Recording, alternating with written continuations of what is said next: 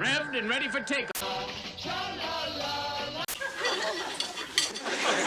1970s and 80s television shows that just stopped. No finale, no answers. Remember when your favorite show didn't just end gracefully with a bow tied around every storyline?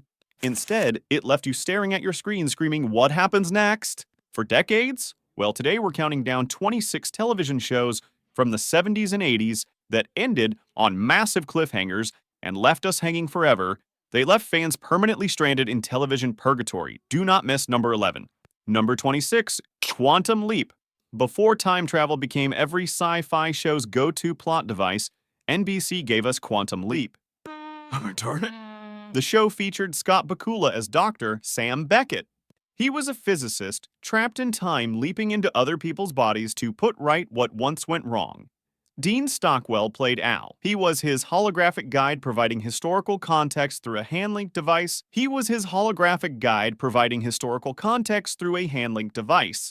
The finale, Mirror Image, aired May 5, 1993. NBC had assured creator Donald Bellisario the show would continue, so he crafted an episode setting up season 6. Sam would start leaping as himself instead of into other people. Instead, NBC pulled the plug without warning. The hastily edited finale ended with Sam in a mysterious bar meeting a bartender who might be God. He learned he could control his leaps. He chose to help others rather than return home. The final text card coldly informed viewers that Dr. Sam Beckett never returned home. This devastated fans after 5 years of hoping he'd make it back to his own time. Number 25. The Banana Splits Adventure Hour. Before Sesame Street made educational children's programming, sophisticated NBC gave us the Banana Splits Adventure Hour. This was a psychedelic variety show featuring 4 anthropomorphic animal musicians. They hosted cartoons and live-action serials and musical numbers. Fleagle and Bingo and Drooper and Snorky delivered entertainment that was simultaneously innocent and utterly bizarre. The show's unique format combined original music and physical comedy and adventure serials. Shows like Danger Island and The Three Musketeers featured genuine cliffhanger endings, keeping children coming back weekly. The Banana Splits songs became hits, while adventure segments featured production values rivaling theatrical serials. And here we go again with those wild banana split racers. By 1970, NBC shifted toward conventional cartoon programming. They canceled the show without warning and left several adventure serials unresolved. Danger Island ended with main characters in mortal peril and no resolution to the season-long survival storyline.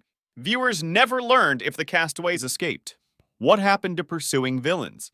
How did romantic subplots resolve? The Banana Splits vanished, taking their unfinished stories with them. Number 24. Blake 7. Before Firefly made us love beautiful losers fighting evil empires, Britain gave us Blake 7. This was a gritty space opera proving compelling television could be created on a shoestring budget with powerful writing. Political dissident Roge Blake led criminals and outcasts fighting the totalitarian Terran Federation from their stolen alien ship. The ship was called the Liberator. The chemistry was magnificent dysfunction. There was idealistic Blake and cynical computer expert Avon and cowardly thief Vila, plus the deliciously evil Supreme Commander Servalin. For 4 seasons, Blake 7 pushed boundaries American television wouldn't touch. Main characters died permanently, heroes made questionable choices, victories were Pyrrhic. The series finale, Blake, aired the 21st of December 1981. After 2 seasons apart, Avon tracks Blake to planet Gouda Prime. Blake appears to be a bounty hunter. A tragic misunderstanding leads Avon to believe Blake betrayed them to the Federation. In rage and paranoia, Avon shoots Blake just as Federation troops surround them. The episode ends with the crew apparently gunned down. Only gunfire plays over credits. Blake 7 potentially massacred its entire cast. Number 23. My Two Dads. My name is Nicole Bradford. This is Michael. He's my father. He works uptown. He dresses in a suit. This is Joey. He's my other father. Before DNA tests became daytime television fodder, NBC gave us My Two Dads. The show was built on the premise that 2 men could jointly raise a teenage girl without determining actual paternity. Greg Evigan played free-spirited muralist Joey Harris. Paul Reiser played button-down financial advisor Michael Taylor. Both had dated Nicole's mother years earlier. The odd couple chemistry worked perfectly. Would you like to know how I define best friend? No. Joey smelled like turpentine and patchouli oil. Michael smelled like laminated spreadsheets and balanced checkbooks. After Nicole's mother died, a judge awarded custody to both men because he couldn't decide who the real father was. Florence Stanley played Judge Margaret Wilbur. She was their landlord who voiced judgment whenever plots needed direction. This is Nicole Bradford. Congratulations. It's a girl. And if they screw up, I'll fix it. Joey left for San Francisco with a new love interest. But here's the kicker. Those long-teased DNA test results revealing Nicole's biological father, Nicole shredded them without reading them. She declared, "I have two dads." 3 seasons of build-up gone in 5 seconds. The central mystery remained a giant question mark. Number 22. Soap. Before the Golden Girls proved Susan Harris could create television gold, she gave us soap. This was a brilliant parody of daytime soap operas that became more addictive than the shows it mocked. What have I got? I mean, my children are never home. This groundbreaking comedy followed 2 sisters. There was wealthy, naive Jessica Tate and middle-class Mary Campbell. Their families had more secrets than money. The show tackled controversial subjects with perfect balance of comedy and heart. Jessica's household included philandering husband Chester. There was senile father the Major, who thought World War II continued. Do you read this filth? No, Eunice, I look at the pictures. Plus sharp-tongued butler Benson. Mary's family featured alien abduction-believing husband Bert. Her gay son Jody was played by Billy Crystal. There was mob-connected Danny and Chuck, who spoke through his ventriloquist dummy. Religious groups protested. Sponsors pulled out. But ABC finally canceled after 4 seasons. Harris had planned 5 seasons. Jessica faced a communist firing squad. Chester prepared to kill his wife and son after catching them together. Jody was hypnotized into believing he was a 90-year-old Jewish man. The final scene showed Jessica being shot with no resolution. Every storyline hung. Every character's fate remained unknown. Number 21. The Jeffersons, All in the Family lit the fuse. But The Jeffersons was the fireworks. Norman Lear's groundbreaking spin-off changed television by centering successful African Americans in a hit sitcom. Listen to me, Mama. I'm not gonna let you marry this guy. Why should I listen to you? You didn't listen to me when I told you not to marry Louise. For 11 seasons, dry cleaning magnate George Jefferson was played by Sherman Hemsley. His wife Louise Weezy was played by Isabel Sanford. They moved on up from Queens to Manhattan's Upper East Side. Where other sitcoms tiptoed around race and class, the Jeffersons stomped through them. Interracial marriage got airtime between punchlines. So did workplace discrimination and economic inequality. The show celebrated Black success without erasing struggle. Lady to wear. Mrs. Jefferson, I'm Florence Johnson, the agency secretary. It consistently ranked top 20 and sometimes top 10. Then came network betrayal. In 1985, CBS canceled with no warning, no farewell arc, no goodbye episode. Shut the damn thing off! You told me to get back to work. Do it someplace else! I already did to someplace else. You better get out. Hemsley found out reading Variety over coffee. Sanford heard from a relative. The final episode, Red Robins, aired the 2nd of July, 1985. And then by yelling, and just things started happening, and experiences, friends that I grew up with, South Philly, walked in the way we walked South Philly, it was bad. Just another ordinary episode ending an extraordinary show. No special send-off, no storyline resolution, no acknowledgement an era was ending. The Jeffersons spent 11 years proving success meant remembering your roots. But CBS forgot basic respect of a proper goodbye. Number 20, Battlestar Galactica. Battlestar Galactica arrives, the greatest space adventure ever filmed. Before the 2003 reboot proved Battlestar Galactica could be television's greatest space opera, ABC's original rode the Star Wars wave. But it crashed into network economics. Glenn A. Larson's series starred Lorne Greene and Richard Hatch and Dirk Benedict as humanity's last survivors. They fled robotic Cylons while searching for the legendary 13th colony called Earth. Commander Adama led the Battlestar Galactica and a ragtag fleet across the galaxy. Attention, attention. His Eminence. They were constantly pursued by mechanical enemies. The show featured impressive production values with elaborate spaceship models and battle sequences rivaling theatrical films. But it was television's most expensive show, facing impossible challenges when CBS moved All in the Family against it. ABC canceled after 24 episodes. The Hand of God aired the 29th of April, 1979. This episode ended exactly like any other adventure. The fleet continued their Earth search after defeating another Cylon attack. There was no quest resolution, no arrival at their destination. In 5 microns. No sense 5 months of storytelling was ending. Apollo picked up transmissions from Earth space missions suggesting they were closer, but viewers never saw the fleet reach Earth or learn what they'd find. Number 19. Webster. Webster looked like another 80s. Cute kid solves everything. Formula show, but became something more. Emmanuel Lewis starred as Webster Long, a recently orphaned 5-year-old taken in by his late father's NFL teammate George Papadopoulos, Alex Karras, and George's wife Catherine, Susan Clark, Karras's real-life spouse. Originally pitched as a Karras-Clark vehicle, producers saw Lewis in a Burger King commercial and reshaped everything around him. There is one good thing about going back to school. What? Terrible, Dad. Your brain must be flooded. Ratings shot up. Lewis became ubiquitous. Award shows, television specials, even his own primetime variety show with Bob Hope and Sammy Davis Jr. ABC canceled after 4 seasons, but Paramount's syndication clause kept it going 2 more years. By then, 17-year-old Lewis was portraying a kid who never aged past 12. I tell you, only had one eye. Yeah. One hollow, mean-looking eye. The final episode, Web Trek, aired the 10th of March, 1989. Webster dreams he's aboard Star Trek's Enterprise teaching Worf about emotions.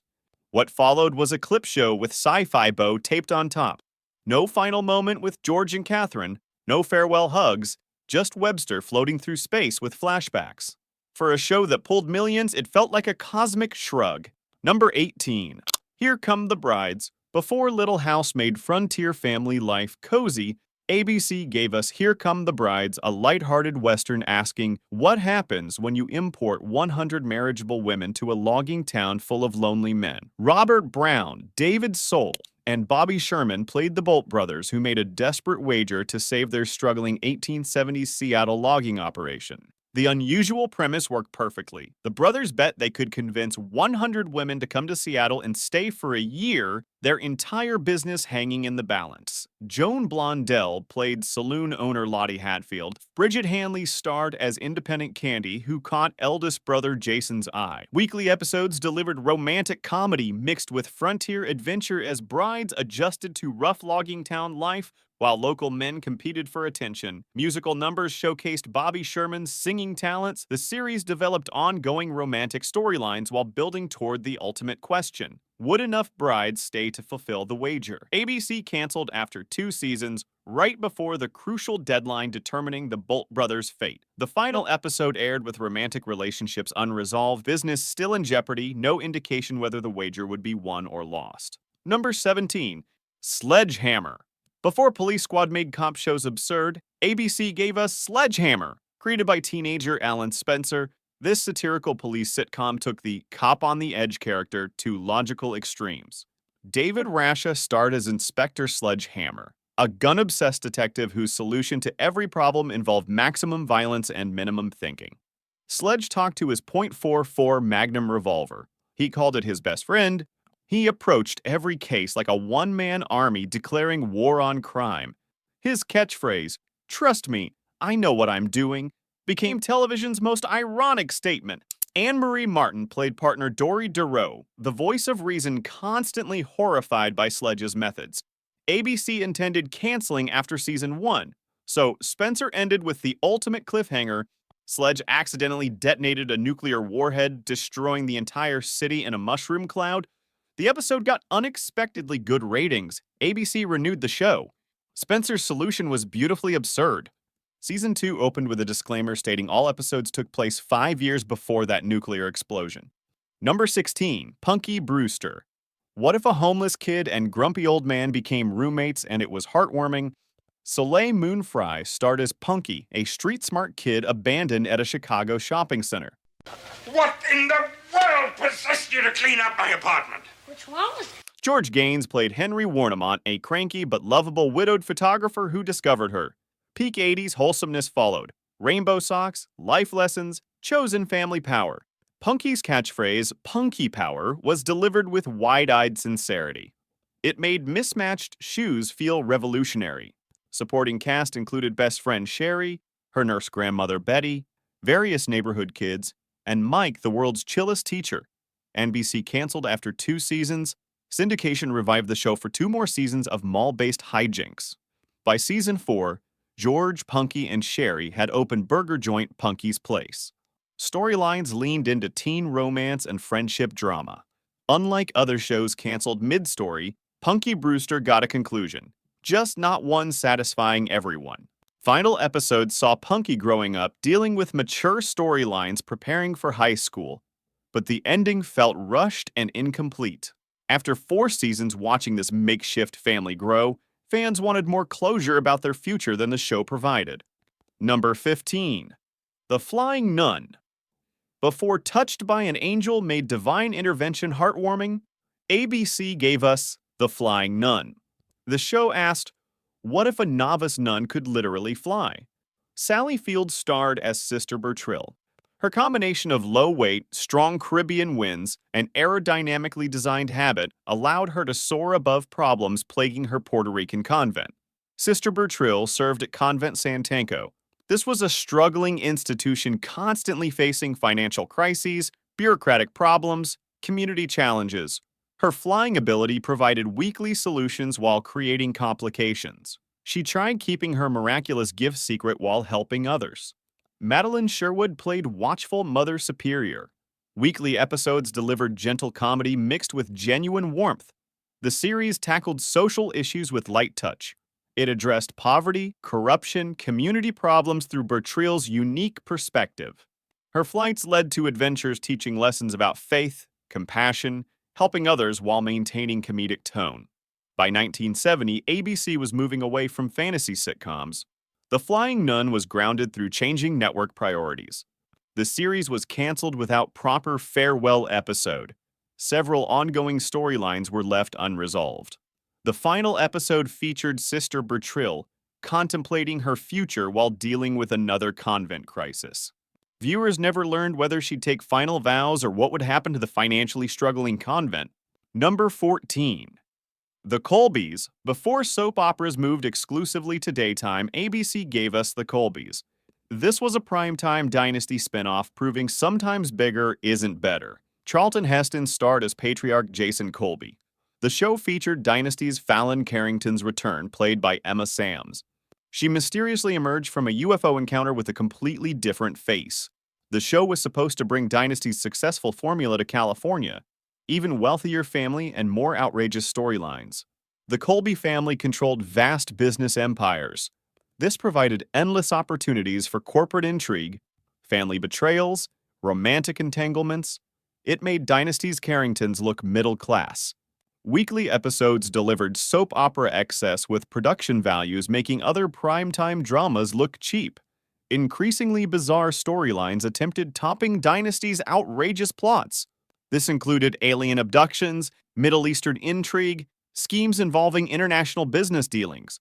The Colbys struggled establishing identity separate from Dynasty. ABC grew impatient with expensive failure to capture parent show's ratings. The network canceled after 2 seasons. This was right amid major storylines involving family betrayals and international conspiracies. The final episode ended with the family facing financial ruin, criminal charges, personal scandals with no resolution. Emma Samms Fallon was literally shipped back to Dynasty. Other characters left hanging with unresolved relationships and conflicts. Number 13, Benson. Before the West Wing made politics noble, Benson gave us government dysfunction with sarcasm. Robert Guillaume's two-time Emmy-winning Benson Dubois was the smartest guy in every room. He constantly bailed out his boss from political disasters. Originally spun off from soap, the show ditched melodrama for classic sitcom structure. Benson managed Governor Gatling's mansion while basically holding the entire state administration together. Supporting cast included scatterbrained Governor Eugene Gatling, James Noble, there was proud German cook Gretchen Krauss, Inga Swenson, young Katie Gatling, and pompous Chief of Staff Clayton Endicott III. Running gags were legendary. Benson would mutter barbs. Gretchen would shout back, "I hear you." For 7 seasons, Benson moved up the political ladder. From household affairs head to budget director to lieutenant governor.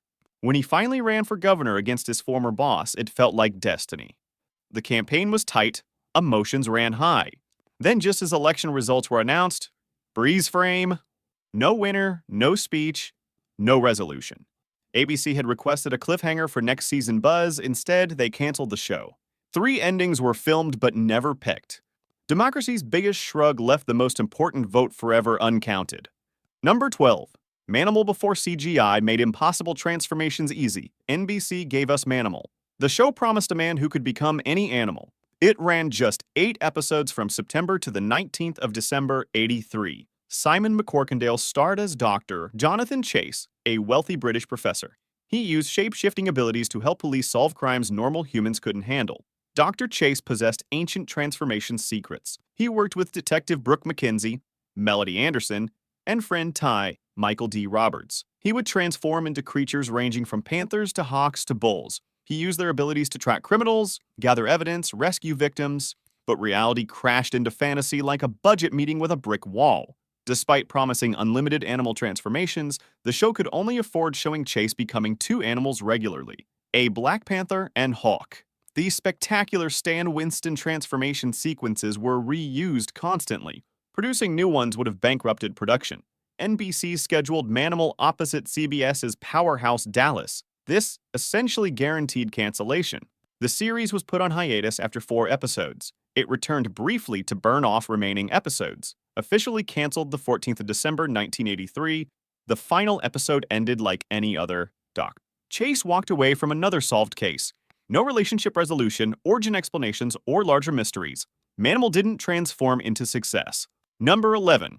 The Incredible Hulk before the Marvel Cinematic Universe made superhero storytelling epic. CBS gave us The Incredible Hulk. This was a surprisingly thoughtful Jekyll and Hyde story turning a comic book monster into television's most sympathetic fugitive. Bill Bixby starred as Dr. David Banner. Lou Ferrigno played his green-skinned alter ego. Together they created one of television's most iconic superhero portrayals.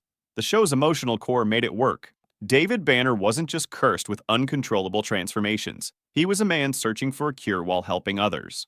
Weekly adventures followed Banner hitchhiking across America. He found people in trouble. He reluctantly revealed his monstrous secret to save them.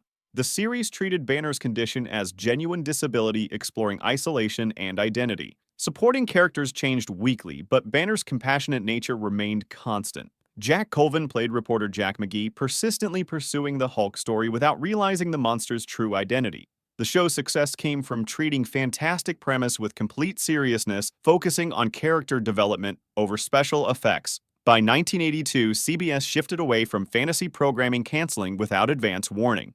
The final episode, A Minor Problem, aired May 12, 1982, ending like any other. Banner walked down a lonely highway still searching for his cure. No quest resolution, no final McGee confrontation. The series simply stopped, leaving Banner eternally wandering. Number 10. Voyagers. Before Quantum Leap made time travel poignant, NBC gave us Voyagers. This was an educational adventure series turning history lessons into swashbuckling entertainment. John Eric Hexum starred as Phineas Bogg, a time-traveling voyager ensuring history unfolded correctly. Mino Palouse played Jeffrey Jones, a history whiz kid who became his unlikely partner. Voyagers carried Omnis. These were handheld devices alerting them when history went wrong. Bogg was supposed to use his guidebook fixing historical problems. But when he accidentally lost it in 1982, he gained Jeffrey. This was a 12-year-old whose professor father had taught him more about historical events than the trained voyager. Weekly adventures through time ensured crucial historical events happened correctly. They helped ensure Moses was found by Pharaoh's daughter. They assisted Wright brothers' first flight.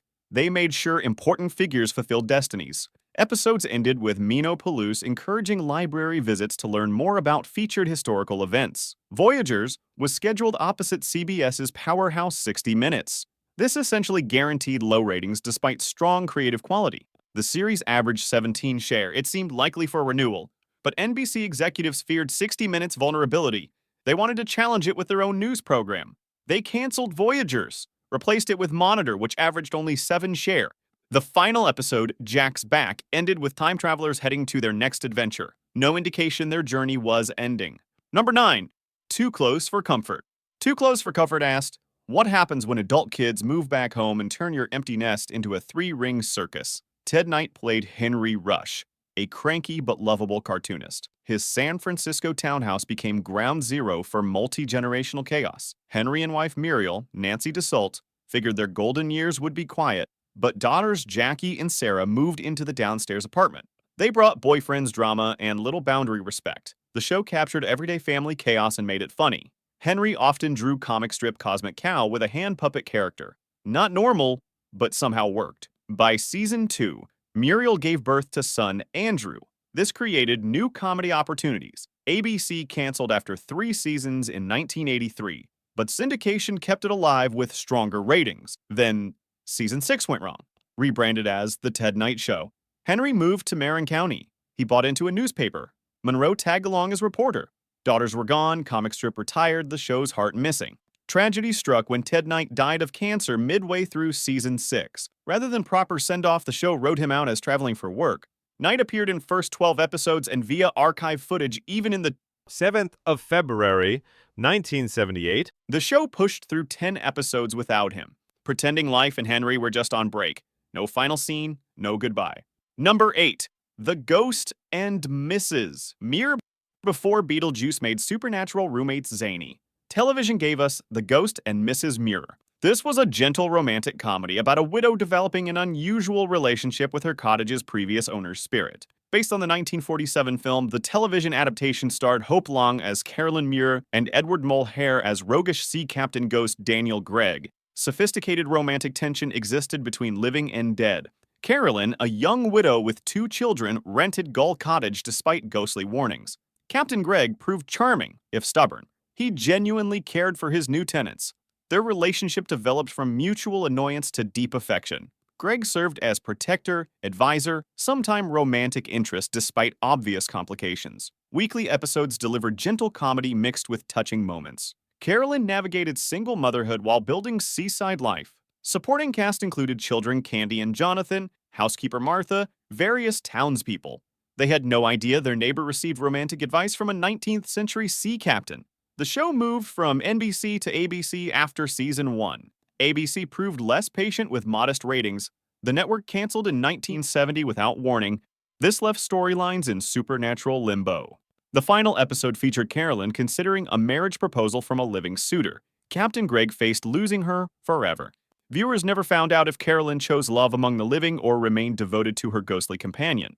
The ultimate romantic question remained forever unanswered. Number 7. Harold Robbins' The Survivors Before Dynasty made rich people's problems must-see television. ABC attempted bringing novelist Harold Robbins' steamy bestsellers to television. The Survivors was a prime-time soap promising scandal and betrayal and family dysfunction. The show premiered in 1969 following the wealthy Carlisle family navigating corporate intrigue and romantic entanglements and dark secrets. The show struggled finding audiences in a landscape not ready for primetime soap melodrama.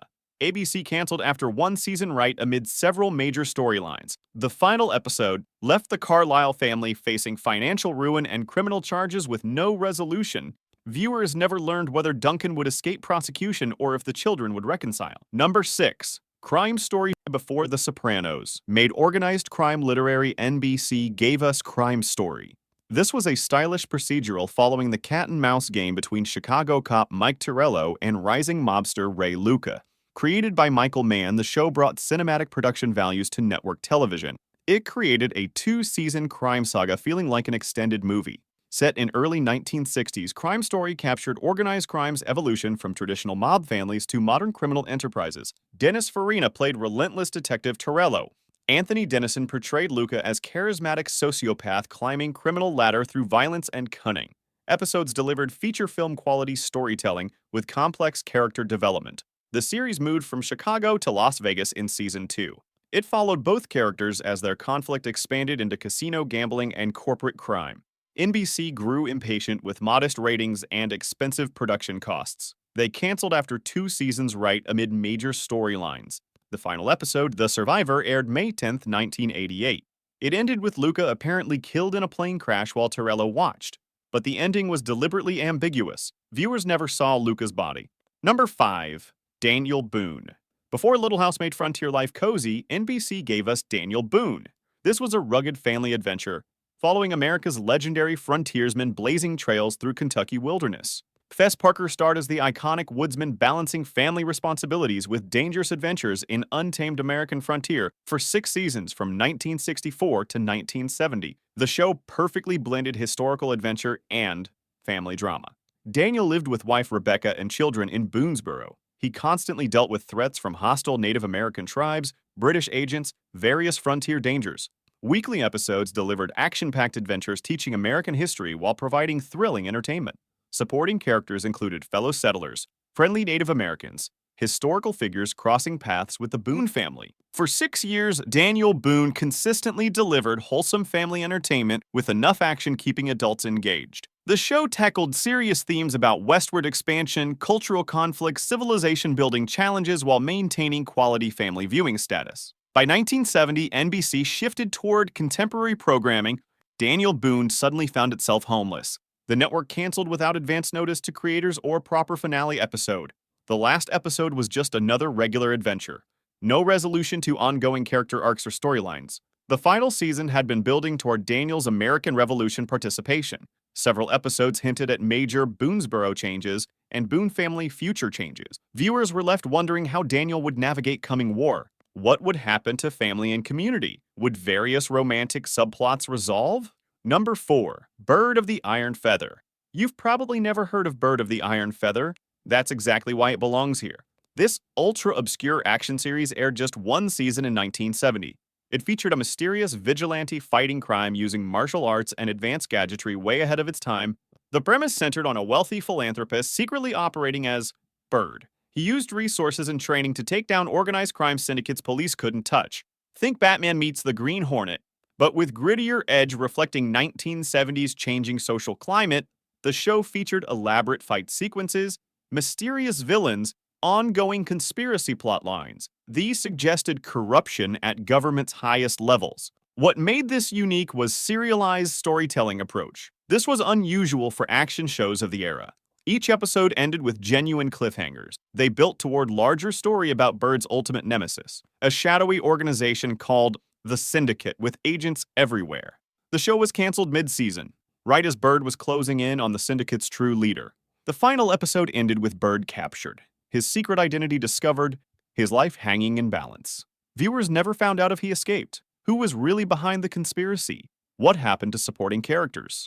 Bird of the Iron Feather disappeared so completely that most television historians don't mention it.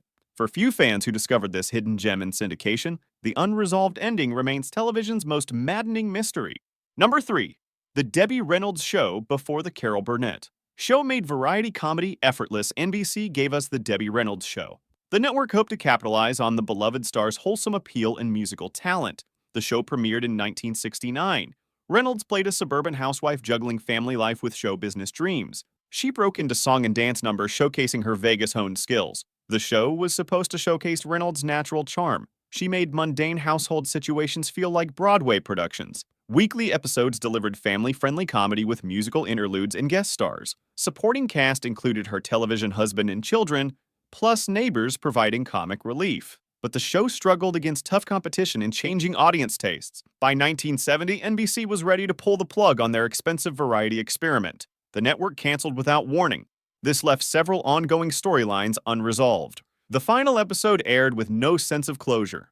It dropped viewers mid-storyline with questions about character relationships. Reynolds later said the show ended just as they were finding their rhythm. But NBC had already committed the time slot to other programming. For fans invested in the Reynolds family's weekly adventures, the abrupt cancellation felt like being cut off mid-conversation. Number 1. Alf. Premiering in the 19th of September 86, Alf introduced viewers to a wisecracking alien who crash-landed in the garage of the suburban Tanner family and became everyone's favorite sarcastic, cat-craving house guest. For 4 seasons, Alabama F dodged the government's alien task force while turning middle-class family life into a sitcom circus. Gordon Shumway from Planet Melmac was rude, selfish, constantly scheming, but somehow completely lovable. The Tanner family became his reluctant protectors, hiding him from nosy neighbors and federal agents while dealing with his bizarre alien behavior. The plan was always to end the series on a high note. Maybe Alf would finally phone home, hop on a spaceship, and get his Melmation happily ever after. Instead, we got this nightmare. The final episode, Consider Me Gone, ends with Alf making contact with surviving Melmatians and preparing for a tearful goodbye. But just as Alf is about to board the alien rescue ship, the alien task force shows up with sirens blaring and surrounds him. The last thing viewers saw was Alf's terrified face frozen mid-scream, "Wait, wait, don't leave me!" For a generation of fans, Alf's fate still feels unfinished. And there you have it. 26 television shows from the 70s and 80s that went dark faster than you could say, to be continued. Which unfinished storyline haunts your television soul? Did Alf ever make it home? Did Benson win the election? Did anyone survive Blake's 7? Will we ever know who Nicole's real father was? Now, if you've yelled, "They never finished that story," smash that like button and subscribe. Drop a comment about which show still haunts you. Until next time, keep hoping for resolution that may never come.